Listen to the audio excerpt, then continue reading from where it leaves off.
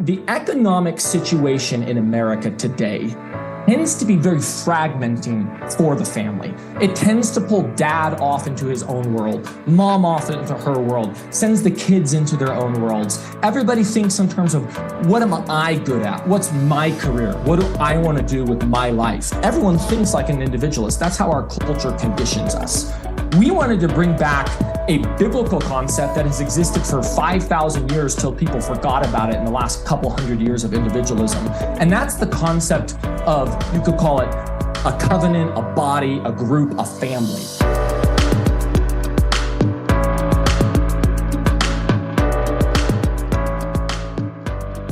Well, hello there, and welcome back to the Generosity Now podcast, where we bring you inspiring stories of generosity and whole life stewardship. My name's Jonathan Collier, and I'm the podcast producer here on the Generosity Now podcast, and I have the opportunity to fill in for Eric and Laurie while they're taking some time off this summer and preparing for an exciting fall launch of Season 3 of the podcast. So in the coming weeks, as you're spending time with your families this summer, we wanted to bring some of our earlier episodes in Season 2 back to the forefront. We've got some great stories lined up. Whether you've heard these before or you're a brand new listener and you're just now discovering the Generosity Now podcast, we hope that these conversations will inspire you to live a life of generosity now and to dive deeper into the meanings of whole life stewardship. As always, we hope you enjoy this episode and the ones to follow, and be sure to stick around to the end. Now, on to today's podcast. Today we have Chad Roach on the show with us. Chad is a serial entrepreneur, impact investor, ministry leader, and a man after God's own heart. Welcome to the show. How are you doing today? Thanks, Laurie and Eric, for having me on. It's a privilege to be with you, and excited to talk about these topics. Thanks, Laurie. It is great to be here as well with Chad and with you, and getting to jump in and have this fun conversation. Chad, thank you for making the time. You and I just met together for the first time last week, and we sat down and we were just having such great conversations. I was taking so many great notes. I'm like, man, we got to have you on the Generosity Now podcast. And so thank you for carving out time, joining us today. And we'd love to hear a little bit about your story. So give us a little background. Who is Chad? What was family growing up like? Give us a little bit of your career arc that you've and the journey you've been on. Yeah, no, thank you. Really, I wish today you could be interviewing my dad, because that's where the fun of all this story starts. My parents loved me, homeschooled me, raised me in a believing home. And my goal in life is to live up to some of the things that they set out in terms of their vision for me. We're very close, and I'm very grateful to my parents for kind of setting up that trajectory. And just would like to thank the Lord for them pointing me in this direction. They taught me to love learning, and in a homeschool environment, like that was kind of early part of it. That resulted in entrepreneurism at an early age. I graduated from my homeschool high school when I was 16. I was in law school by the time I was 17. I had started some entrepreneurial businesses. I was pursuing a mentorship with a nonprofit, and we were traveling around the world. And I feel like in a large part, I got an earlier start than many did, because my parents, just really set out to provide learning opportunities and to teach us to love learning from an early age. And when you love learning and you love being creative, and when you love work and the joy of work, like all of a sudden just fruitfulness starts to happen. And I'm thankful for that. I've been able to start over 30 different businesses in the last 15 years or so. They range from precious metals sales to financial services, wealth management, real estate development, and more recently, Bitcoin mining. In addition to working in the nonprofit space with Ministry Generations, passing on the faith. And that's really near and dear to my heart as well. It's fun to make money, but honestly, it's even more rewarding to see people's lives change for Jesus, especially in the dark age that we live in. It's great to be a light. And so I love that. I love seeing families transformed. I love seeing parents pass on the faith to their children. I love seeing children honor their parents and continue in the vision that they've set for them and walking with the Lord. If we can see more of that, then I think there's a lot of reasons to be hopeful.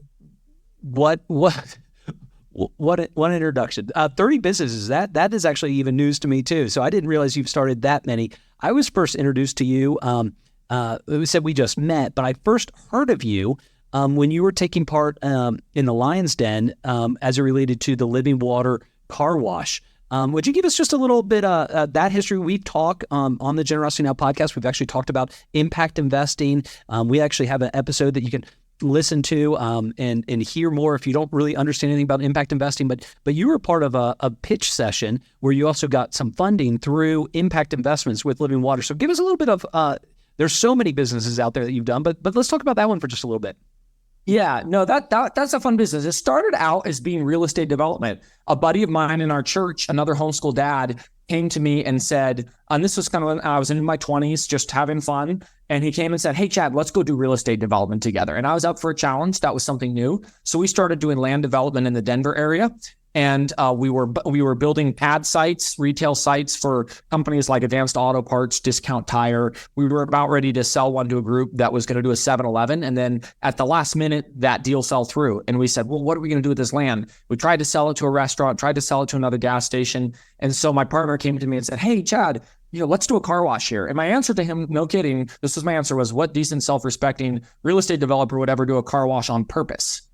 And you know what? I've been eating my words ever since. So the Lord allowed us to start the first Tunnel Express car wash that was going to be built there in the Littleton area of Colorado, and we called it Living Water Car Wash. We wanted it to specifically and explicitly honor God and be a ministry, a light, if you will, in the marketplace.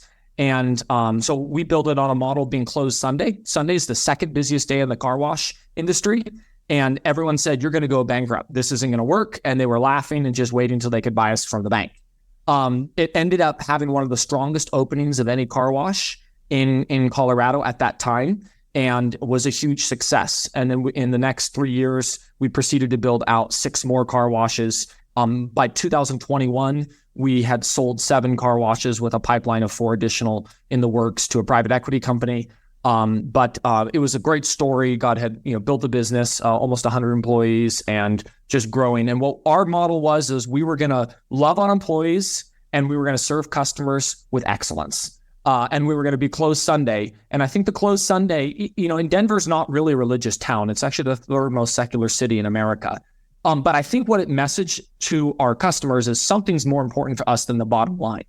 I don't think they all held the conviction about Sunday being a day of rest. But I think many of them said, you know what, that's cool to find a business that isn't all about maximizing their own profits. And then when it came to our employees, we had a Chick-fil-A model. We would hire camp coaches to come in and be our manager so that they could love on these kids and teach these kids. Because a lot of the car wash employees, they're minimum wage kids. It's maybe their first or second job. They need help. This is a critical time in their life. And having kind of wise older people come along as mentors and coaches to them and point them to Jesus when life gets tough, that was a great opportunity. So we really enjoyed that. When we sold, it was a fantastic opportunity for us to really dive into the concept of strategic generosity. So at the end of it, I became a local salesman for donor advised funds. I told all of our investors, you guys have to do this. If you don't start a donor advised fund and actually take advantage of the strategic structuring, opportunity here, you're just giving money away to the IRS. So I think we had, a half a dozen people that for the first time in their lives started donor advised funds and started thinking strategically about charitable giving. It was just the right opportunity for that. We were selling a company. We were able to do some stock contributions to charity. It's just it was the right moment. So I became very passionate about strategic generosity in that moment. Oh, that's awesome. Hey, if you're listening here and you just, you have to hit pause and walk away, you've just had 3 great takeaways though. Love your employees, serve customers with excellence, be closed on Sunday, honor the Sabbath. Right there, we're good to go. So, but we got so much more to talk about. You transitioned out of Living Water, and you're now you mentioned something also in the in the earlier part about Bitcoin mining. I didn't know that people were still mining Bitcoin. Could you talk to us about that?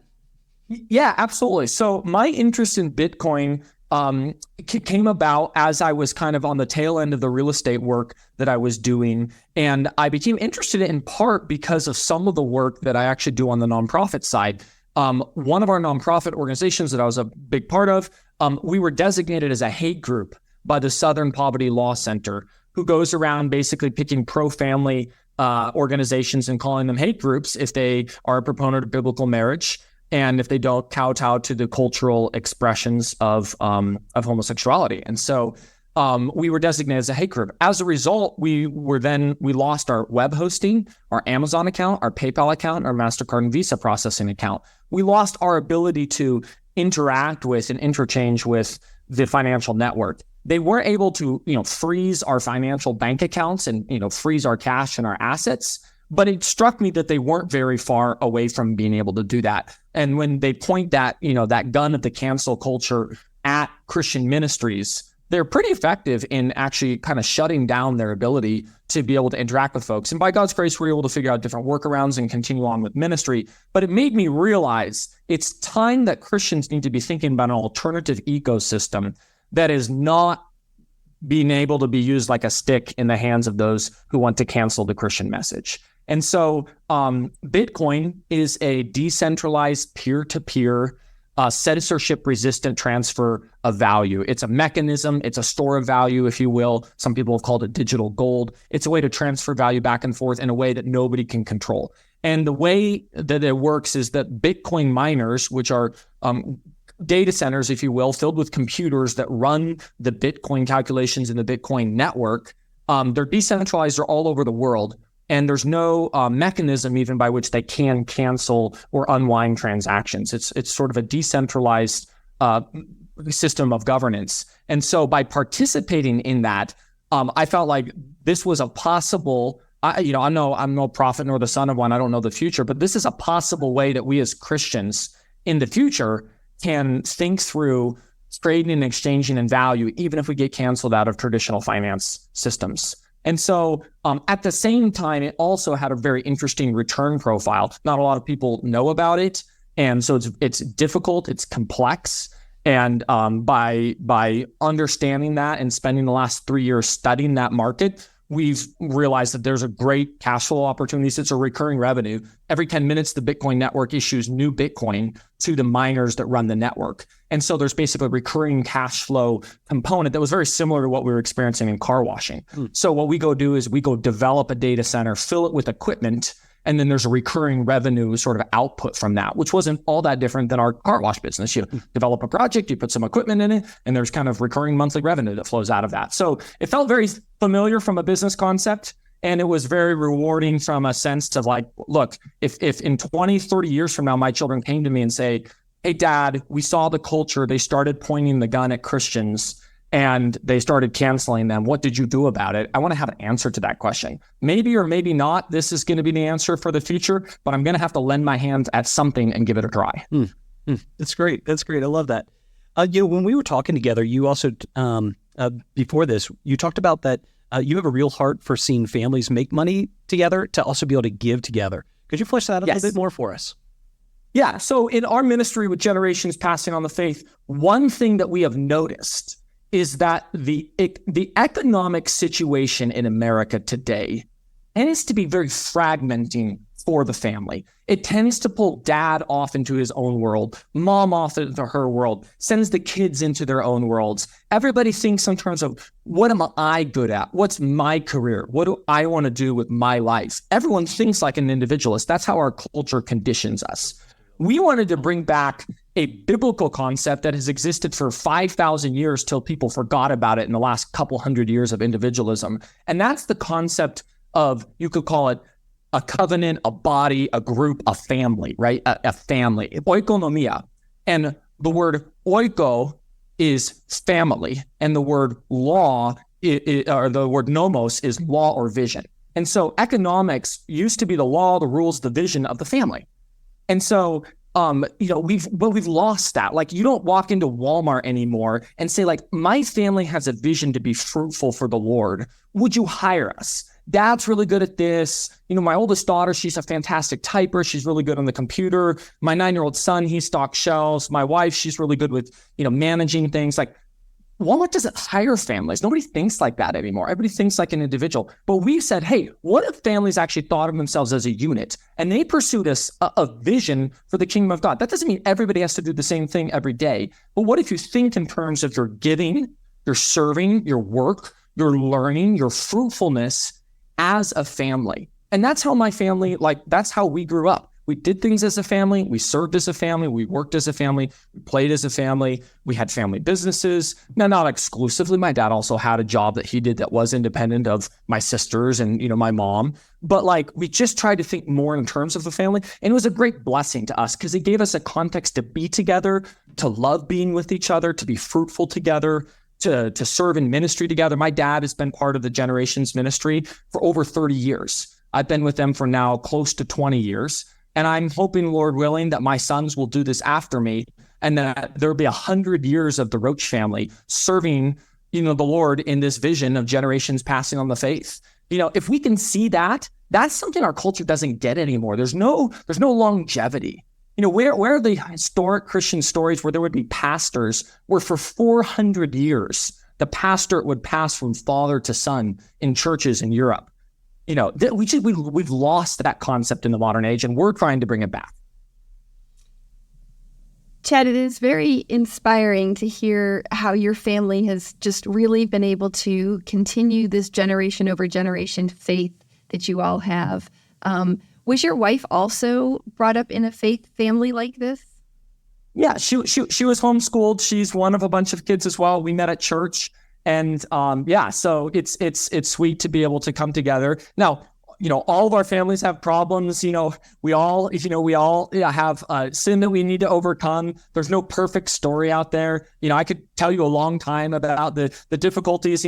My dad spent a lot of time mentoring me growing up, and that didn't start out because he had this fantastic vision for mentorship. It started out because I was a really hard-headed teenager, and I wasn't getting along with mom well in the homeschool. And so mom looked at dad and said, "Hey, look, here's your teenage son, go raise him," And so my dad's mentoring of me in his work when I was a young teenager, I basically spent from the time I was 14 on doing my schoolwork with my dad in his office. And then I would basically learn fast and finish all my schoolwork, by lunchtime, and then work in the afternoons and evenings with him in the business. So like by the time I was 16 or 17, I had 3 or 4 years of sales and customer service experience, and I was ready to start my own business. And that wasn't some stroke of genius. It was because I was a sinner and I was rebellious and I wasn't getting along with my mom. God did a great work in my life, in part through my dad taking me into his life. And 16, 17 years old was a very transitional time for me. God softened my heart, and I have an extremely sweet relationship with my parents.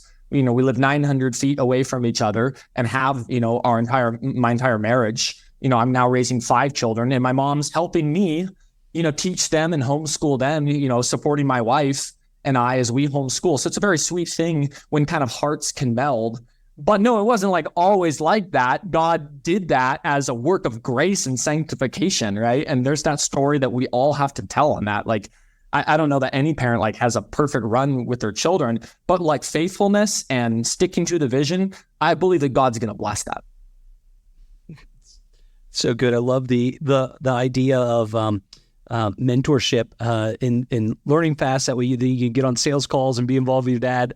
My son Hudson actually just came to me yesterday and just said, "Hey, can I go on one of your meetings sometime, Dad?" And I'm like, at some point, buddy. And I'm like, "Oh, you did. You got to go on this call with Henry Kasner we had actually in town, and he came and talked about investment and how business works." And so I'm like, "You were on that one?" He's like, "Yeah, I want to go on another one." I'm like, "All right, so we'll have to figure out another meeting to take Hudson on." But I love that idea of incorporating that you were incorporating your dad's, even though because it was your hard-headedness. But how are you applying that with your own kids as you're thinking about for this future as well? Yeah, that's a great question. I have 5 children, 3 boys, 8, 7, and 6 years old, and then 2 younger girls. And so we're just now getting to the point where 7, 8 years old, they're thinking "Oh, what is dad doing?" And they're taking some interest in that. One thing that was most stands out to me from my raising that my dad did, he was always available. And I think that one problem, and I'll just confess, this is a difficult thing for me not to fall into this trap. But here's a trap that I've seen. There's these guys, they're good at what they do. They're leaders. My dad was a leader. He was talented. He was, he could have gone out and made a gazillion dollars if he wanted to, right? But what he did was he prioritized making himself available to his family and to his children and to the Generations ministry. And so instead of him becoming this entrepreneur that filled the headlines, He instead invested in others who could go out and excel. My dad's a good businessman, but like he didn't live the financially successful life he could have had he just committed himself to that. And I think a lot of times what happens is you see this talent, and in the generations, that talent just becomes a magnet at that one level, and it sort of doesn't allow the children to go on and excel the parents. And my parents had a very specific vision that they wanted their children to do more and better than what they did. And they set up their lives to be able to accomplish that. And now they're, I think, in some ways reaping the sweetness of that as like they're within walking distance of, a dozen grandchildren, right? And so there's like a sweetness there and an intergenerational connection. Sweet for them, sweet for us, sweet for the grandkids. It's a blessing. But like there's a temptation now for me to not be that for my boys. So like one of the businesses I have right now, the main reason I do it is because it's great for me to bring my boys with me. We buy and sell land in the Colorado mountains. We buy large ranches. We subdivide them and sell them into smaller ranches. We've done maybe $50 million worth of these ranches in the last 18 months. And so my boys think it's the best business in the world because they get to come up and ride snowmobiles and ATVs with dad in the mountains, looking at property. And somehow that's a work day, right? That's just fantastic. In their mind, they think that's if you ask them what they want to do, I want to buy and sell ranches like dad. They couldn't care less about Bitcoin mining right now. That's a little over their head, but they think this ranch business is great. The ranch business is great, but it's great because I get to do it with them at their level. But that takes a certain amount of focus. Like if every entrepreneur is just always about maximizing his own bottom line, you're going to basically reap in one generation what you'll have to pay for in the next. And I think it's better to actually invest such that every generation is successively more fruitful, successively more connected generationally and in the faith and to the Lord and in their relationship and love with the Lord. Like too many stories are great entrepreneur, kids walked away or just didn't thrive in their father's shadow. And I don't want that story to be told of me by God's grace. It sounds like the time that you get to spend with the boys is very sweet time. And do you weave in the story of generosity as you're doing some of this investing and development with the boys as you're spending these times with them? Yeah, that's a great question. We do try to include them in that discussion. Sometimes it's hard for them to understand, like, we're trying to be generous to a discipleship ministry and explain some of the complexities of like what some of the groups do. But we try to find the ones that they can more connect to. One ministry we've loved connecting them in on is Generosity to Samaritan's Purse. And so like every year there's this Christmas shoebox and we give the kids money and they go to Walmart and they buy all the things for their own shoebox. And this is the, 8-year-old down to the 4-year-old, it's like all the full stack of kids and they're going.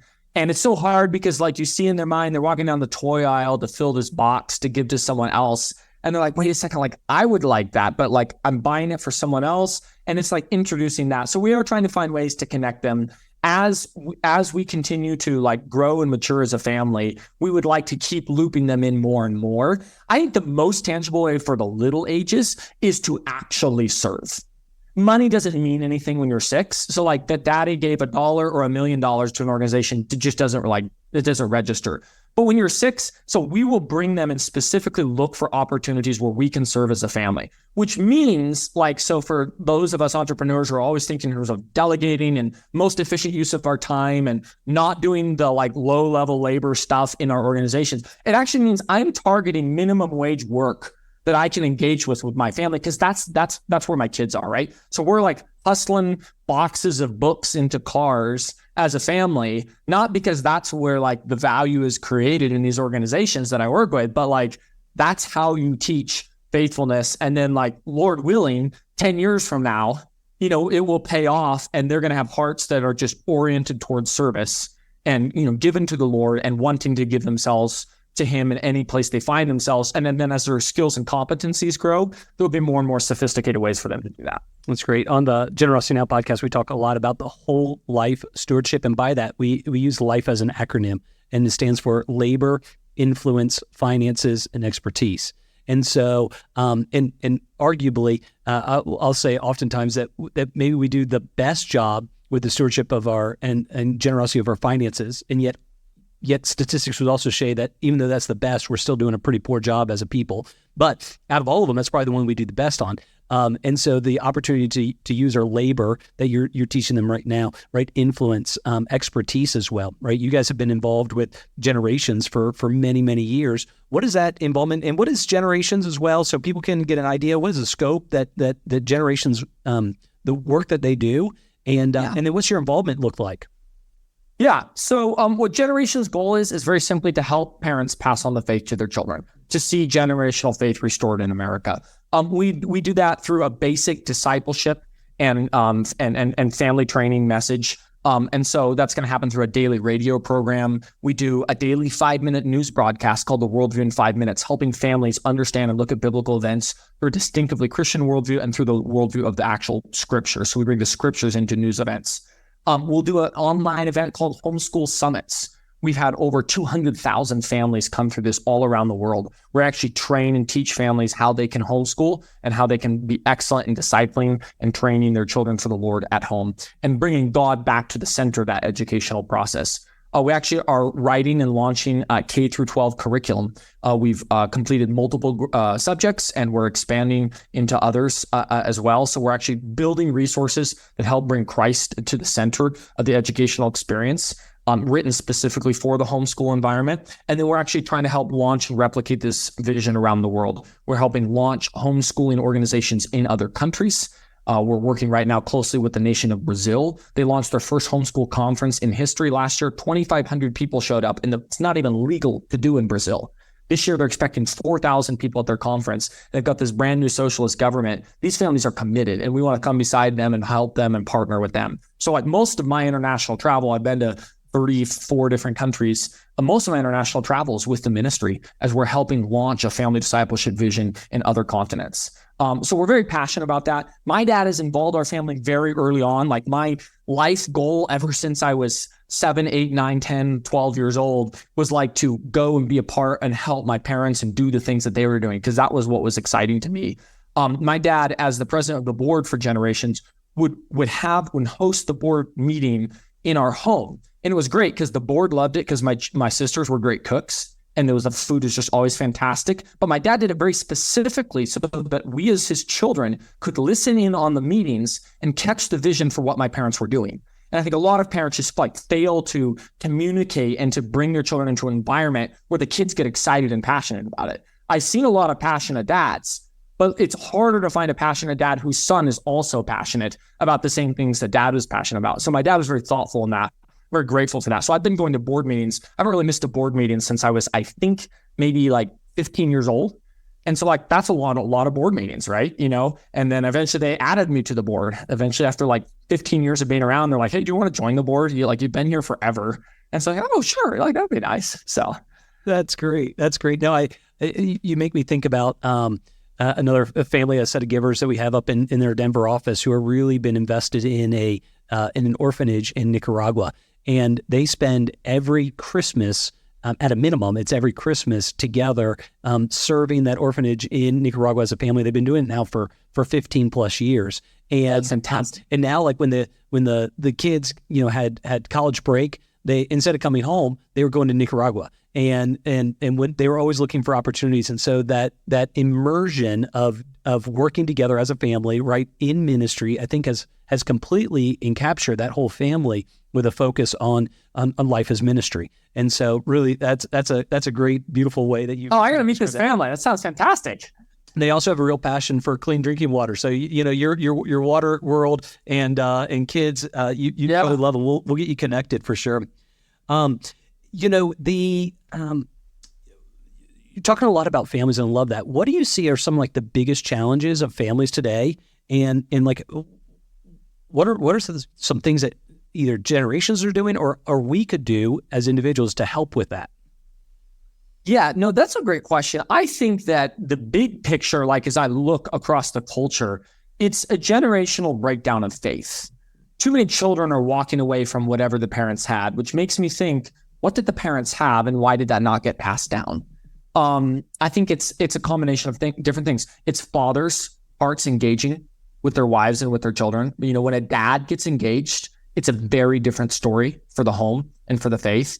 I think a lot of dads have been relying on mom to wear, the spiritual, boots of the family and to kind of lead out in that direction. And I think that we're now seeing the consequences of that. I think as moms being willing to point their hearts towards home, there's something kind of ignoble about the fact that my wife is like going through raising 5 kids and it's probably not really rewarding right in this moment. And here I am getting like talk on a podcast. There's a certain level, like moms have to like be okay with the fact that a lot of their service, while incredibly important, while spiritually monumental in its significance, it's going to be less noticed. And that's hard, right? And then, then there's children, right?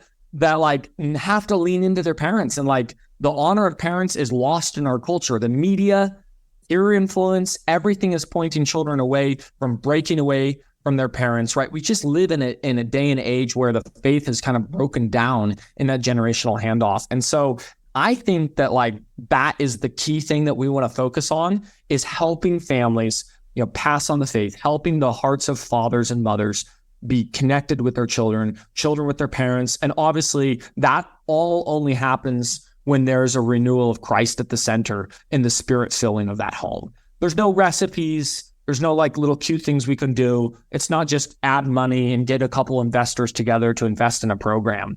Like, unfortunately, the only way this thing gets solved is by the Spirit of God, creating, love in hard hearts, right? In a culture where the love of many have gone cold, we just want to see the love of parents increase towards their children and the love of God and children towards their parents, and to see, that come together. And I really appreciate that. Can you share a specific story or example of how the work of generations has actually made a difference in a family? It is challenging, and sometimes the U.S. church, it feels like they say if you do A, B, C, and D, then all of your family will be blessed. And we want to give people the reality of it is about God, and it's how we can help each other in that process. And it's not formula, there's no formula of how to make a successful Christian family. Yeah, that's right. It's not a 1, 2, 3 step. It's not just join the system or join my support group or join my little nonprofit ministry and all that will be fixed. But it is the work of God, and the work of God, when God says to us, call out for these things and knock and seek, and I will answer, he does. And as families truly seek this, as they say, yes, that's my vision, God does answer that. And we have seen some really sweet stories. I think of one story of a young man. He was part of a local church, and his peers, and they were all studying this literature and all the thinkers of the world with all their kind of vain and worldly philosophies. We published a book that actually exposed some of that and actually brought Christ back to the center of kind of high school literature and history. And he ran across this book. He started reading it, was initially highly offended by it. It was counterculture to everything of what he and his church friends at the time had all been studying. But what he realized is that, these were the vain philosophies of the world and not the knowledge and the wisdom of Christ. And so he ended up kind of taking another turn, another direction. God used that as a pivotal moment of faith in his life. And now looking back, he just expressed to our ministry, said, every friend that I was in that study with that had rejected this direction I took and was all in on this other philosophy we were studying, every one of them to a man has left the church and left the faith to the extent that it is visibly noticeable. And it just, didn't realize just how intense the battle of the worldviews are and were. And so being able to like be a part of that, whether it's in that story in the high school years or to just be a part of helping. My story is like, I don't remember a day where I didn't know the Lord and wasn't walking with him, because I had parents that were helping guide me in that way, to walk in the way of Christ and then to truly love that way. And we want to try to help encourage those families to make that such that it is normative for children to walk in the way of Christ and to love it and to have that as a joyful thing. And that's hard to do, because it's a tall order when the culture promises all these shiny, wonderful things like, oh, there's all this fulfillment out there in a life of sin. Like, that's appealing to children, right? That there's like all kinds of like the media and like all these things I can do. But to be able to present Christ as the great desire, right? That's what God said to Abraham is, I am your exceedingly great reward. If parents can convey to their children that the great reward that they're after is the Lord God, boy, that's going to change the outlook. And it's going to be hard for the enemy to undermine that with all of his shiny temptations. So good, so good. Well, hey, Chad, it's been so good to have you on the show. You know, one thing that we like to ask our guests is also like, has there been a book or a specific resource that has had significantly been helpful for you in your own walk of generosity and stewardship, and that you'd like to highlight? We'll put this in the show notes and make sure it's available for folks. You know, that's a great question. Interestingly, it was not a book. It was a life. Mm-hmm. It was the life that my father and my pastor lived. And, I wish I could say that it was a book. It wasn't. It was that they lived a life that exhibited that and that demonstrated the joy of it. And that's a really powerful book. If I could condense it in a book, I'd love to, and then I'd love to write it. I just don't want to mess it up. So, but no, it's the life of my pastor and my father. That's so good. Hey, I love that. I pray that, I pray that my boys would say the same thing, may it be true. Well, Chad, thank you so much for the time today. We really, really do appreciate it. It's been great having you on there. If people wanted to follow along with you, had some questions or wanted to know more about Generations, like how do people get in touch with you, or like how do they keep track of what's going on? Yeah, go to generations.org. We have a daily radio program. We have a daily news program. Twice a year, we'll run a week-long homeschool summit. So if you're interested all in the concept of family discipleship or homeschooling, that's at homeschoolsummits.com. And we've got a lot of resources to just encourage and strengthen families.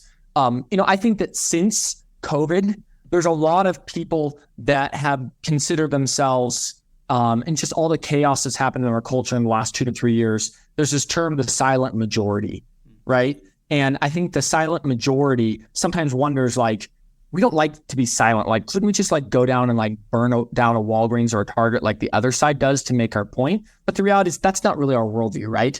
And so what is our worldview? It's the truth. It's quietly and faithfully serving the Lord and being a light to all those around us, and also in our families generationally as well. And so I think if that, I want to do something about the world around me. And what I realize is there's nothing more important than just being faithful in walking as a dad, as a husband. And we want to just support and help the people who resonate to that message, and to be faithful and to be a light in the darkness. Well, thank you so much, Chad. It's been great having you on the show today. And we're grateful for the work that you're doing. Looking forward to the next 30 business that you're going to create, and see what those are, and see how you continue to steward those, and see how your kids, your boys and your girls, as they age, follow in the generations of hope that they have in Christ. And so thank you so much for the time today. We're really grateful for having you on the show. Thank you again, Eric. Appreciate it also, Laurie. Thanks. It's a joy to be with you. Well, Laurie, it was great having Chad on the podcast, and there's so much there to unpack and to think back. I was wondering, was there any key takeaways that you have from the time you kind of listening in the interview with Chad? Eric, there was so much that Chad shared that just really resonated. One of the key takeaways that I had, he shared early on in the podcast, and that was his love of learning and how his parents instilled in him of love of learning. That love of learning, I think, if we can all be intentional in that space, it can affect our day every day. It can help our own self-esteem in that each day I want to learn something new. I can learn it from others. I can learn it from God. And each day it's also a posture of humility in that I can learn new things about myself and others to be able to become a better follower of Christ. Mm-hmm. So true. It took until a season that I actually dropped out of college till I developed a love for learning. I don't feel like I was ever really inspired in school for it. And it took this season where I actually had taken a break from college, and I didn't have a TV. I was living, I was incredibly poor. And so I'm like, well, maybe I should start reading some of those books I was supposed to read in high school. And that then, that season developed in me just a love for learning as well, and a goal to try to continually have a posture of learning. Maybe that's why I listen to so many podcasts at 2 times speed and books. That way I can be getting as much content, because I missed the first 19 years of my life of really having that love for learning. So that is a great call out. Something that really stood out to me was Chad just talked about and lives clearly with a significant amount of intentionality. Intentionality in his business and businesses, in the business exit, to use that as a tool for incredible charitable impact by gifting some of his business prior to a sale was so great. His intentionality, even how he ran the business with a focus on loving employees, serving customers with excellence, and honoring the Sabbath, being closed on Sundays. I mean, he didn't just go about, and he doesn't just go about life just kind of bouncing around. And unfortunately, so many of us do. And so he lived with great intentionality there, and then also with his family, with his kids and his parents, and living in that way. It is good for us. It is a good reminder for us to continue to live with great intentionality. Now, we realize that not all families are able to homeschool and to live the life that Chad and his wife are doing with their kids, and that's okay. Now, not all are able to put kids in, or choose not to, for multiple reasons, to not put their kids in homeschooling situations or private school, and that is okay. But we are all called to live with great intentionality and to lead our families to constantly be talking about the Lord and engaging with them that way. And I think that's really important. And so it was a great conversation, really hopeful. It was beneficial to all that will be listening to this. It was super helpful for me and my family. I think the last thing that takes, my takeaway was that the desire to see his kids do more and be better than he is. And that's what his parents live, right? That's how they live. They lived in such a way that their kids would do more and be better. And I think that's the hope of each of us, right? To see our kids. But we're not going to get there if we're not intentional, if we're not focused on doing that. So I think that's so good. Wow, what a great episode. I want to thank you for tuning in and listening. If you're a returning listener, thank you for being along for the journey. If you're a new listener, we're glad you're here. Be sure to subscribe wherever you consume podcasts. You can even find us on YouTube. All of the information in today's show notes and links and resources mentioned will be listed below. And until next time, thank you, God bless, and we'll see you right back here on the Generosity Now podcast.